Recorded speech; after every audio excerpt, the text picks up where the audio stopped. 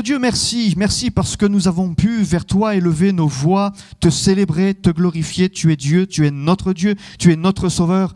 Et Seigneur, encore, nous te sommes reconnaissants pour tout ce que tu as accompli pour chacun d'entre nous déjà et ce que tu continues de faire. Nous voulons alors maintenant nous tenir à ton écoute, te demander, Seigneur, de nous bénir encore au travers de ce temps. Seigneur, nous nous arrêtons sur ta parole, que ces moments-là soient des temps bénis, que nos cœurs encore soient bien disposés. Tu nous bénis ensemble et que ton saint nom soit glorifié. Amen. Amen. Vous le voyez, la flamme, le feu du premier amour, et c'est ce sur quoi j'aimerais m'arrêter avec vous ce matin. Et pour ce faire, je vous invite à faire une lecture dans la première épître aux Corinthiens, au chapitre 13. Première épître aux Corinthiens, chapitre 13. Oh, vous connaissez par cœur. Nous connaissons fort bien ce texte sur lequel nous allons nous arrêter.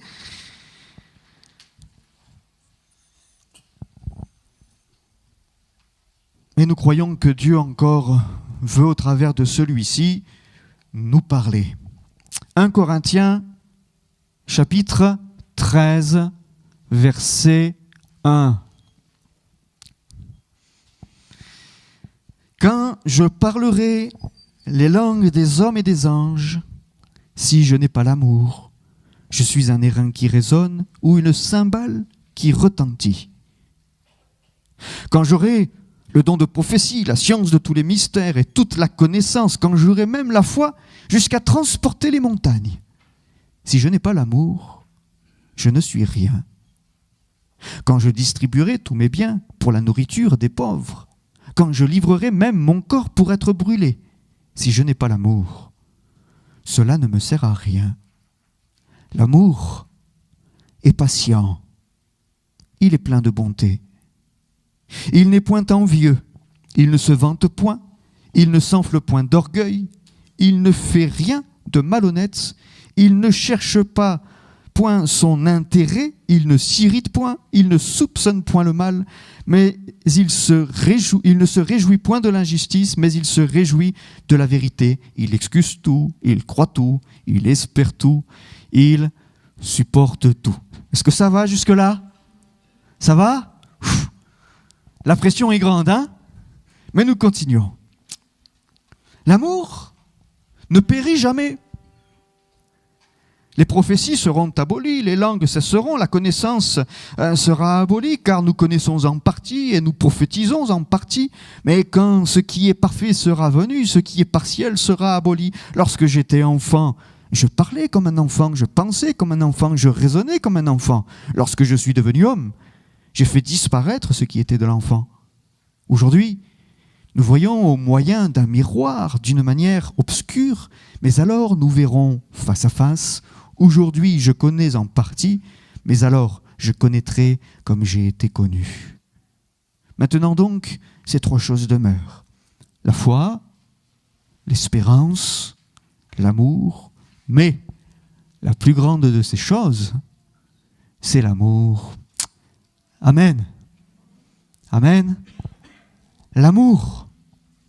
L'apôtre Paul rappelle aux Corinthiens que ce qui importe, et d'ailleurs après chapitre 14, la première partie du verset 1, recherchez l'amour.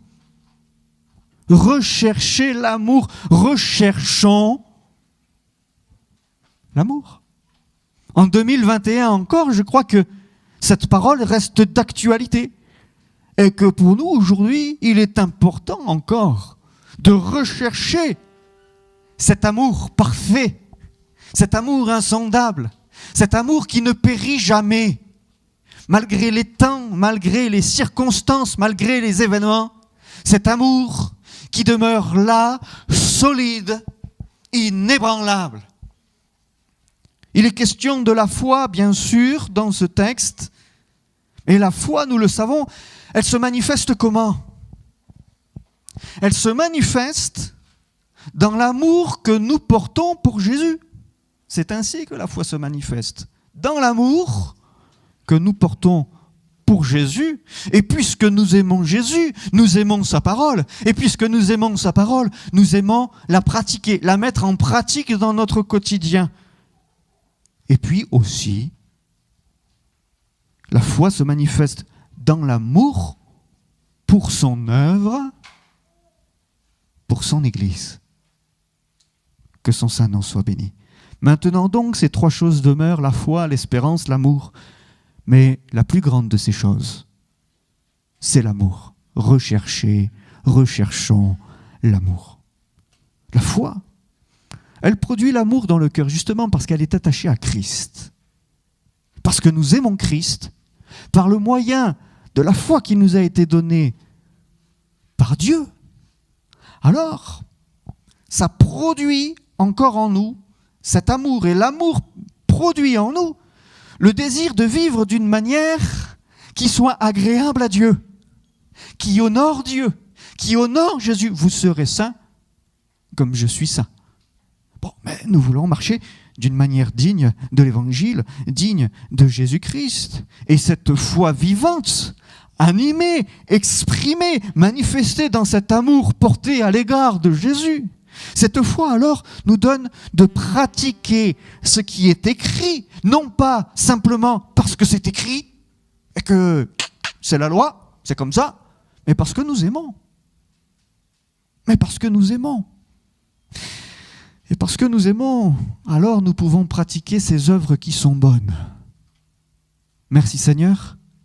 Ce qui est important, ce n'est pas de pratiquer des œuvres, ce n'est pas de faire qui est important. Ce qui est important, c'est que par amour, je fasse ces œuvres qui sont bonnes et que j'entre ainsi dans les œuvres que Dieu a préparées d'avance pour chacun d'entre nous. Merci Seigneur. Alors, une petite parenthèse, et ensuite je m'arrêterai sur un exemple, en prenant l'exemple d'une église, pour traiter de ce sujet. Je dirais, c'est pas les épreuves qui font grandir notre foi, hein? D'accord? Ce ne sont pas les épreuves qui font grandir notre foi et donc, par relation, notre amour pour Christ. Non. Ce qui fait grandir notre foi, c'est justement l'amour que nous portons envers la personne de Jésus. Seigneur, augmente-nous la foi. Oui, eh bien, aime Jésus. Aimez Jésus, aimons Jésus. Aimons-le aujourd'hui plus qu'hier et moins que demain. Et nous verrons et vous verrez, que votre foi grandira. Parce que parfois on pense que dans les épreuves et dans le combat, notre foi grandit. C'est un pari qui est risqué. Et je vous le laisse, celui-là. Je vous le laisse. Je ne m'engage pas sur celui-ci. Ce qui fait que notre foi grandit, ce ne sont pas les épreuves, mais c'est l'amour qui, dans les épreuves que nous traversons, est toujours attaché, toujours porté sur la personne de Jésus, qui fait que même dans la tempête où les disciples étaient prêts à s'enfoncer, à se noyer et à périr en mer, même dans la tempête attachés à Jésus, criant à Jésus, leur foi va grandir, mais pas à cause ou grâce à l'épreuve. Leur foi grandit grâce à la personne de Jésus et à la révélation de la personne de Jésus. Amen. Aimons Jésus. Nous voulons que notre foi grandisse. Aimons-le. Aimons-le. Parfois, on se rend compte qu'avec les années qui passent, certaines choses s'érodent un peu. Non? Vous vous souvenez des premiers temps après votre conversion? Le jour du baptême. Devant le micro, le micro à la main, devant les gens. Alors on ne savait pas où mettre le micro, pour essayer d'en voir le moins possible. Il y avait trop de monde. Je ne veux pas les voir, je me cache derrière le micro. Et puis on m'entend, j'ai pas l'habitude que l'on m'entende. Le cœur qui battait. Et on a invité la famille, on a invité les voisins, on a invité les amis. Et puis c'était la fête dans l'église, c'est la fête. Merci Seigneur, l'église qui se réjouit avec nous. C'est un moment tellement formidable, tellement merveilleux. Le cœur qui est brûlant, un cœur qui est ardent. Et on peut nous demander quoi que ce soit, ce jour-là on le fait. N'est-ce pas? On le fait parce qu'on aime Dieu. Parce qu'on aime l'œuvre de Dieu et que nous voulons grandir, que nous voulons avancer, que nous voulons rentrer dans les œuvres de Dieu qui sont belles. Et puis, le temps passe, les années passent. Et peut-être, pas vous mais d'autres, peut-être que pour certains, alors là je prêche que pour ceux qui nous suivront sur YouTube plus tard, parce que parmi nous ça ne nous concerne certainement pas, mais peut-être que le temps passant, cet amour-là se refroidit. Et qu'il n'y a plus le même élan. On fait toujours les choses. On continue le service. On continue d'œuvrer. On continue de vouloir faire. On continue à lire la Bible. On continue à aimer les choses. Mais il y a une étincelle en moins, il y a un feu qui brûle bien moins intensément qu'autrefois. Ça vous rappelle rien? L'une des 7 églises dans le livre de l'Apocalypse, et particulièrement celle d'Éphèse. Celle d'Éphèse. C'est ce que Jésus va faire remarquer à cette église d'Éphèse. Alors, c'est intéressant de voir comment cette église est née, ce qui s'est passé dans sa vie. Parce que je crois qu'au travers de ces églises, et peut-être Dieu voulant, prochainement, on s'arrêtera, je ne sais pas quand, mais voilà, c'est un sujet que j'ai dans ma tête là depuis quelques semaines maintenant. Les 7 églises de l'Apocalypse. Alors, bon, Dieu voulant, on les verra, je ne sais pas quand, mais on s'y arrêtera certainement. Mais déjà, je voudrais m'y arrêter avec vous sur l'une d'entre elles, sur celle d'Éphèse, effectivement. À la fin de son second voyage missionnaire, l'apôtre Paul, là on est dans Acte 18, Acte 19, l'apôtre Paul va s'arrêter à Éphèse. Et il est sur son retour, il retourne sur Jérusalem, et à la fin de son voyage, s'arrêtant à Éphèse, qu'est-ce qu'il fait? Il va à la synagogue. Et à la synagogue, qu'est-ce qu'il fait? Il prêche. Et il prêche l'évangile, il prêche le Christ Jésus ressuscité d'entre les morts. Merci Seigneur. Et là commence une œuvre dans cette ville d'Éphèse. Cette ville qui était connue, n'est-ce pas? Vous vous souvenez, Acte 19, grande est la Diane des Éphésiens. Grande est la Diane des Éphésiens. Il a fallu que Paul s'en aille. Cette ville était très connue pour son temple dédié à Diane ou Artémis, comptant. Elle faisait partie de l'une des 7 merveilles du monde antique. Et puis, cette Diane des Éphésiens, que se passait-il? C'était le culte qu'il rendait à cette divinité, le dieu du vin. Ce culte était caractérisé dans ce temple par une absence totale de retenue. Découvrons-nous dans les documents archéologiques l'abus de vin amenant à certaines situations de débordement. Du débordement. Et on le voit, à Éphèse, du débordement, il y en a eu quand le message de l'évangile a été prêché. Paul est parti, il y a laissé Aquilas, Priscille dans cette ville qui ont poursuivi l'œuvre. Merci Seigneur, vous pouvez lire ça dans le livre des Actes au chapitre 18. Et puis, lors de son 3e voyage missionnaire, l'apôtre Paul retourne à Éphèse et là, il poursuit son œuvre là pour affermir encore cette toute jeune église. Merci Seigneur. Lorsque, ça c'est dans le livre des Actes, il est question à nouveau de l'église d'Éphèse dans l'une de ses lettres de l'apôtre Paul. Épître, l'épître aux Éphésiens, vous connaissez bien sûr. Dans cette épître, l'apôtre Paul encourage ces chrétiens à Éphèse à se souvenir de ce que Dieu leur avait donné autrefois. L'apôtre Paul les encourage à se souvenir des bénédictions qu'ils avaient reçues. Bénédictions qui se trouvaient en Christ, dans le Christ Jésus. Et ainsi, faire monter dans le cœur de ces chrétiens encore cette reconnaissance, cette louange et ce culte envers le Dieu de leur salut. Merci Seigneur. Il les encourage, et vous relirez également l'épître aux Éphésiens, qui n'est pas très longue. Et il va les encourager à marcher d'une manière digne de Christ, selon l'évangile qui leur a été annoncé. Merci Seigneur. Et puis, il va leur rappeler aussi que Satan cherche à amener le chrétien à rechercher autre chose que tout pleinement en Christ, mais à rechercher la satisfaction personnelle. Et voilà ce que va faire remarquer l'apôtre Paul aux chrétiens d'Éphèse. Attention à ne pas rechercher une satisfaction personnelle, individuelle, dans l'Église du Christ Jésus. Et aujourd'hui, nous sommes dans une société, n'est-ce pas? Et pourtant, ce n'est pas Éphèse en ce temps-là, dans les premiers siècles. Mais en 2021, nous sommes et nous vivons dans une société individualiste, n'est-ce pas? Égoïste. Qu'est-ce que c'est que l'égoïsme? Vous savez ce que c'est? Vous savez ce que c'est qu'un égoïste? C'est celui qui ne pense pas à moi. Voilà. Bon, hormis la petite plaisanterie, qu'est-ce que ça produit l'égoïsme? On se recentre sur soi, on cherche son propre intérêt. Oh, c'est pas possible dans l'église. Bon, à Éphèse, c'était possible. Oh, l'apôtre Paul, lorsqu'il parle aux Corinthiens aussi, on se rend compte que parmi les chrétiens à Corinthe aussi, et l'église à Corinthe, c'était aussi une réalité présente. Bon.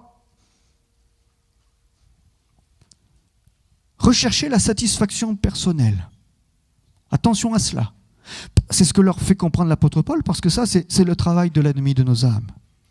Et pendant 40 ans, pendant une quarantaine d'années, cette église, ça a bien marché à Éphèse. Une église qui exprimait le discernement des esprits, discernement spirituel. Une église qui aimait le Seigneur, une église qui manifestait cette foi vivante, Éphésiens 1, verset 15.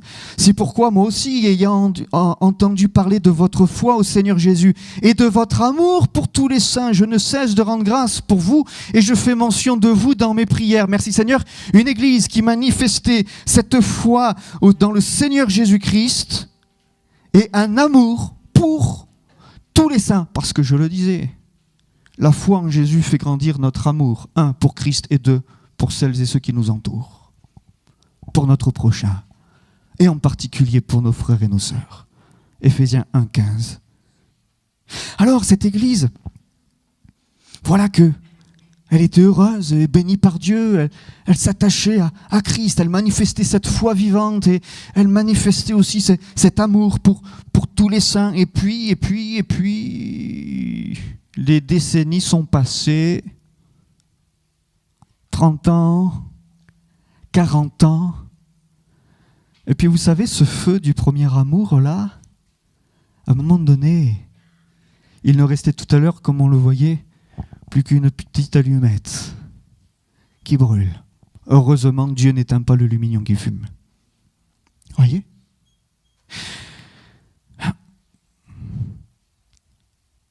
Plus tard, Jésus va amener cette fois l'apôtre Jean à écrire à l'église à Éphèse. Et il dira entre autres, « Je connais tes œuvres, ton travail, ta persévérance. Je sais que tu ne peux supporter les méchants et que tu as éprouvé ceux qui se disent apôtres et qui ne le sont pas. Tu les as même trouvés menteurs. » Il dit encore, « Tu as de la persévérance, tu as souffert à cause de mon nom et tu ne t'es point lassé. » Jésus connaît son Église.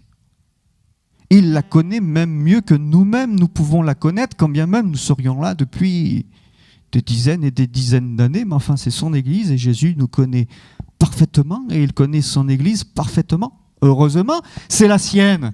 Merci Seigneur. Merci Seigneur. Alors il sait et nous bénissons Dieu pour l'Église de Jésus-Christ qui aujourd'hui encore, dans ces siècles-là, dans notre siècle, persévère encore, œuvre pour Christ, fait l'œuvre de Dieu, ne se laisse pas aller à tout vent de doctrine, à se laisser détourner du Christ Jésus. Non, c'était une Église qui était attachée au nom de Jésus. C'était une Église qui était attachée à servir Jésus, à servir Dieu. Et pendant 40 ans, donc, cette Église, elle est restée fidèle. fidèle à la parole de Christ. Elle est restée fidèle à Jésus-Christ. À travers bien des difficultés, des persécutions, les chrétiens de cette assemblée ont persévéré.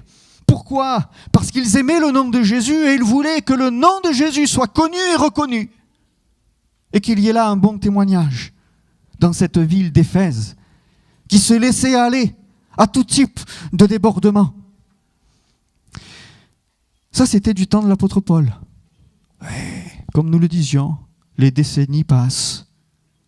Et puis un jour, Jésus parle à l'apôtre Jean. Il dit, écoute Jean, écris une lettre à Éphèse.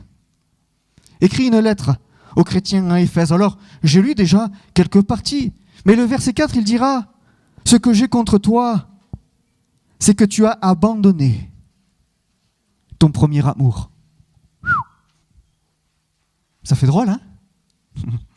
On n'aime pas trop ça généralement, nous, quand le Seigneur, quand il y a une parole comme ça qui reprend un petit peu, on n'aime pas ça.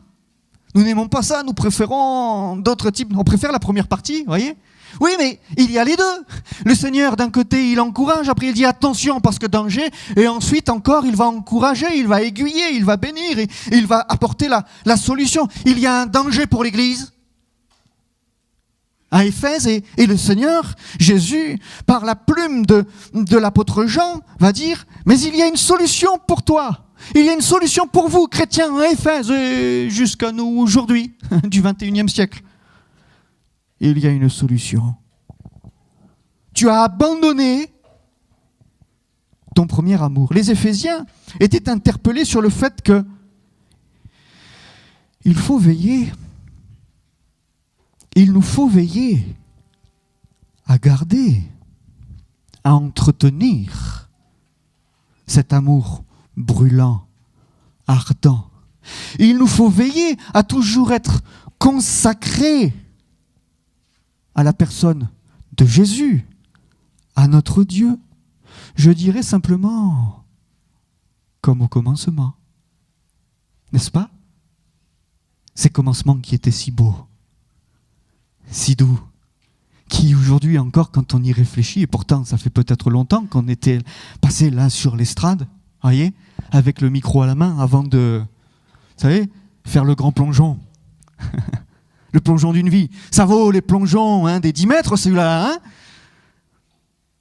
le cœur qui palpitait. Peut-être aujourd'hui encore, quand on y pense, ça dit, ah ouais,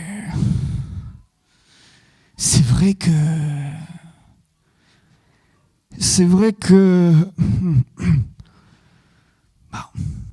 il y avait un feu qui brûlait dedans de moi. Et peut-être que quelqu'un fait ce constat et de dire, mais peut-être que le feu aujourd'hui, c'est plus le même. Voyez ? Peut-être plus aussi ardent, peut-être plus aussi brûlant. Un peu plus tiède. Vous vous souvenez de ce qui est dit des tièdes, hein ? C'est pour ça qu'il vaut mettre froid ou bouillant, parce que les froids, quand c'est froid, hein, quand c'est froid et qu'il faut que ce soit chaud, on fait chauffer, n'est-ce pas ? On dit, bon, ça se mange chaud. Quand c'est tiède, on refait chauffer. Non, ça va, t'embête pas, ça va, c'est tiède. C'est pas pareil. Les saveurs, c'est pas pareil. Mais comme c'est tiède, on n'ose pas déranger, on n'ose pas dire bon, c'est tiède, ça va, c'est bon. Non, mais il vaut mieux être froid ou tiède, parce que quand c'est froid, on sait qu'il faut réchauffer. Quand c'est tiède, on est toujours hésitant, on ne sait pas ce qu'il faut faire. On ne sait pas. Nous hésitons. On attend, on va bien voir, ça va passer. Ça va passer. Mais on sait ce qu'a dit Jésus sur ce qui pourrait être tiède. Celui qui a mes commandements et qui les garde, c'est celui qui m'aime. Et celui qui m'aime sera aimé de mon Père, et je l'aimerai et je me ferai connaître à lui. Voyez, celui qui a mes commandements et qui les garde, c'est celui qui m'aime. Ça, c'est ce que nous lisons dans l'évangile selon Jean. Mais il faut dire aussi que l'apôtre, quand il écrit, là, dans cette dernière lettre aux chrétiens à Éphèse, je le disais, il les interpellait à garder et à entretenir ce cœur qui brûle pour Christ.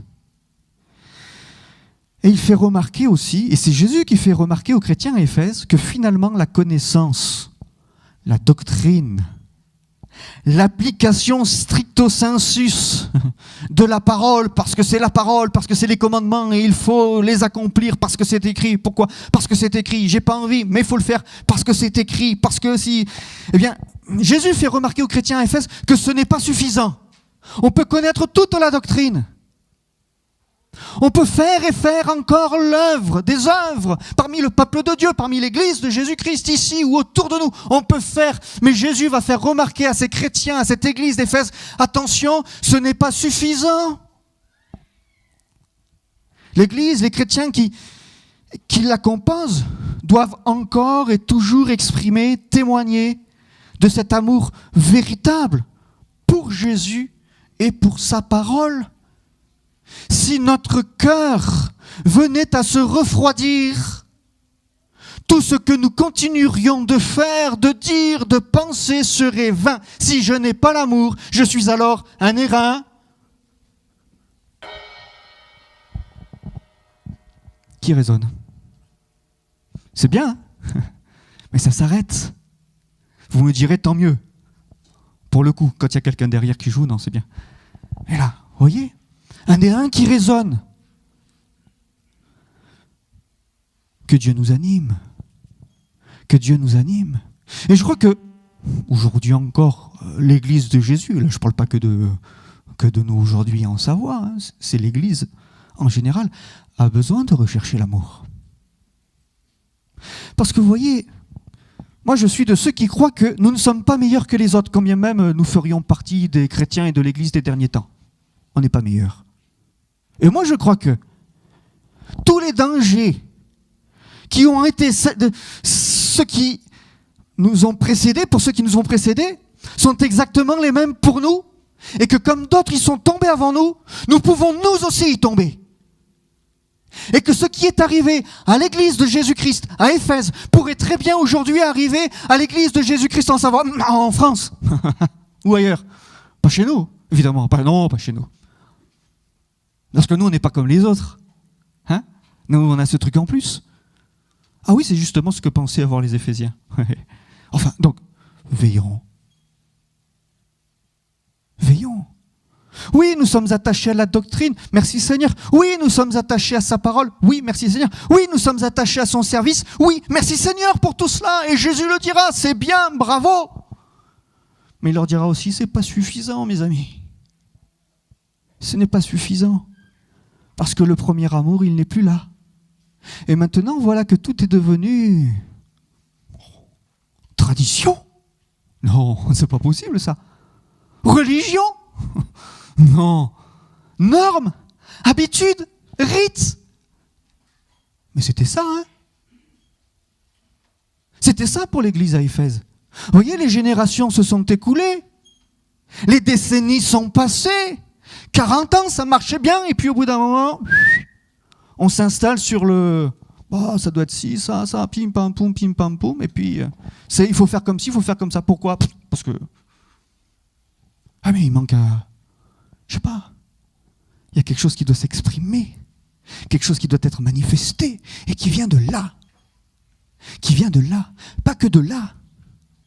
Et moi je dois savoir, et nous devons savoir, pourquoi est-ce que nous faisons, pourquoi est-ce que nous disons, pourquoi est-ce que nous pensons, et que Christ encore nous entraîne en cela, que le Saint-Esprit encore nous y amène.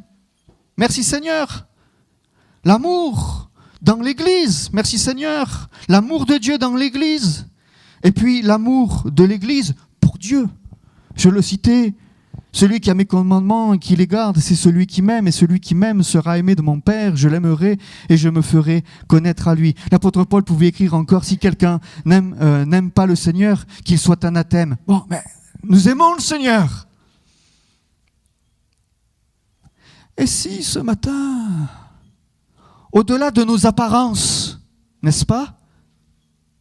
Au-delà de nos apparences, il y avait un réel examen de conscience.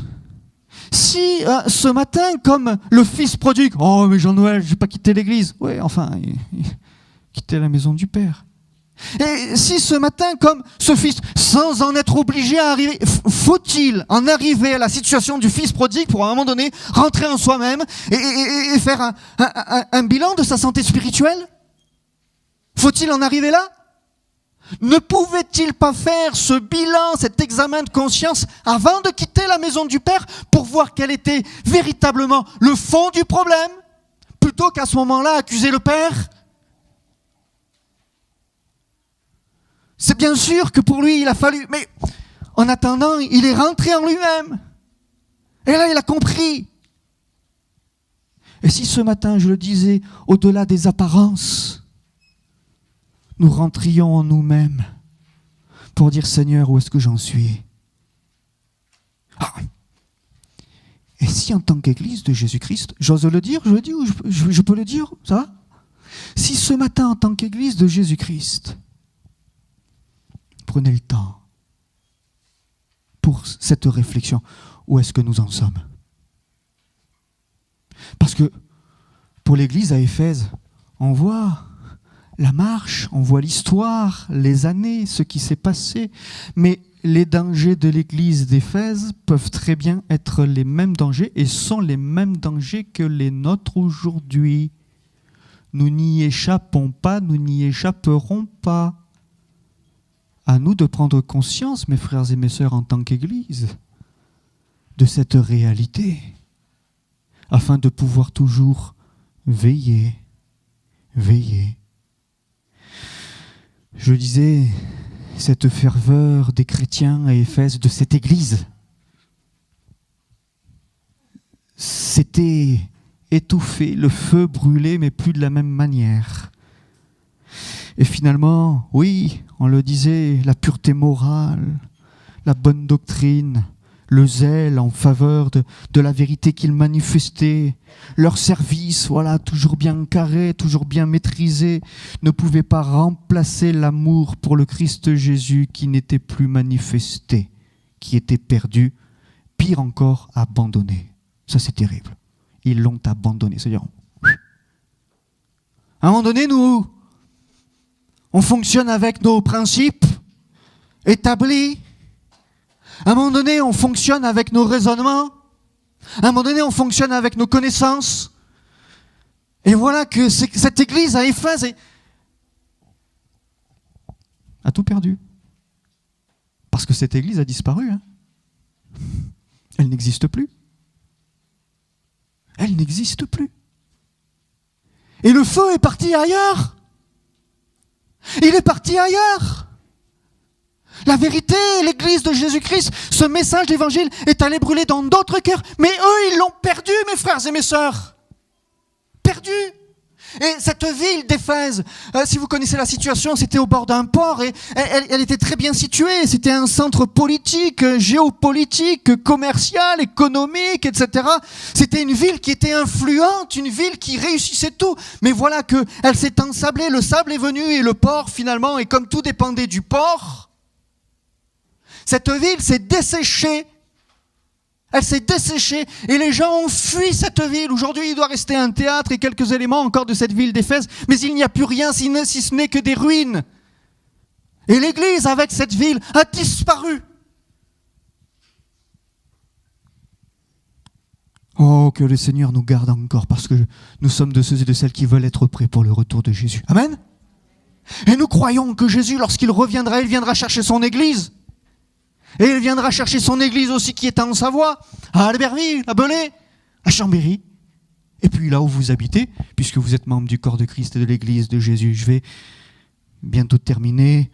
Il y avait encore certainement bien des choses à dire, mais enfin, on aura peut-être l'occasion d'y revenir plus tard. Simplement dire la solution, parce qu'il y a un danger, mais il y a la solution.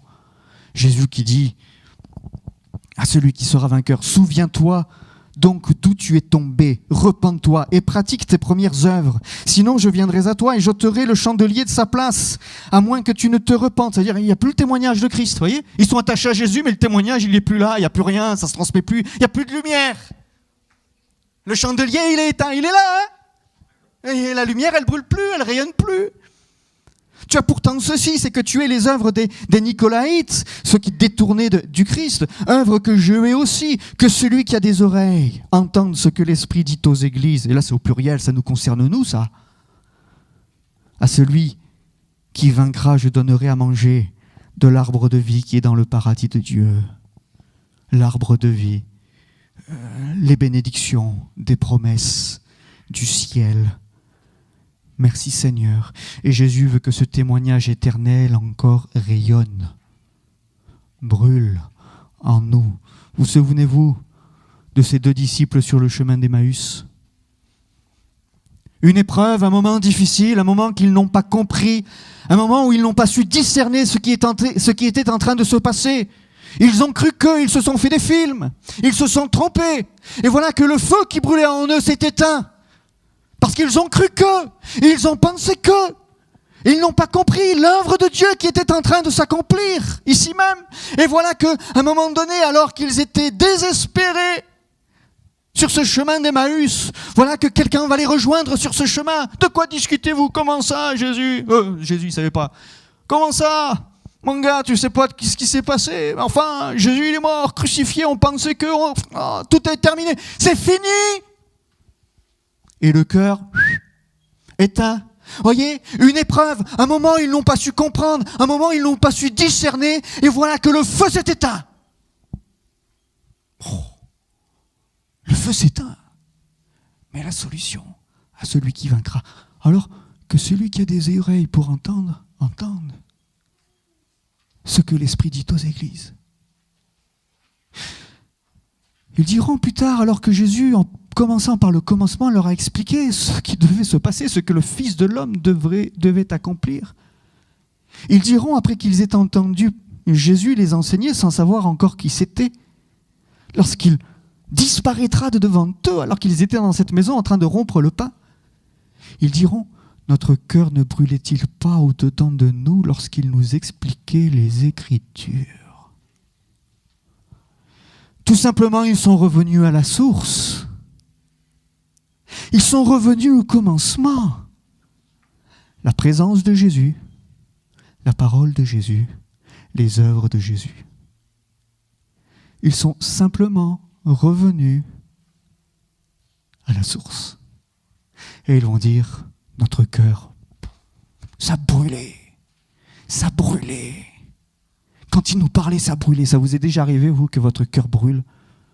Et moi, je me souviens, quand je suis allé à Bourges, mon maître de stage, je ne le connaissais pas, on apprenait, c'était le dimanche où on y était, le week-end où on y était pour le connaître. Mais quand il me parlait de certaines choses, et véritablement, j'avais mon cœur qui brûlait. Mais vraiment. Mais ça faisait un écho, c'était quelque chose d'incroyable. Avec Rachel, à la fin, quand on rentrait de Bourges, quand on retournait sur Grenoble, on disait, mais ça t'a fait quoi, toi, comme si t'en as pensé quoi ? Un écho dans notre cœur. Comprenez là que le Seigneur dirigeait les choses, merci Seigneur. Mais c'est ça. Moi je crois qu'aujourd'hui encore notre cœur doit brûler. N'est-ce pas ? On est tellement habitués. Vous connaissez le message que je vous annonce, là, j'annonce rien d'exceptionnel, vous savez. Même il va falloir que je m'arrête parce que c'est le temps. C'est le temps.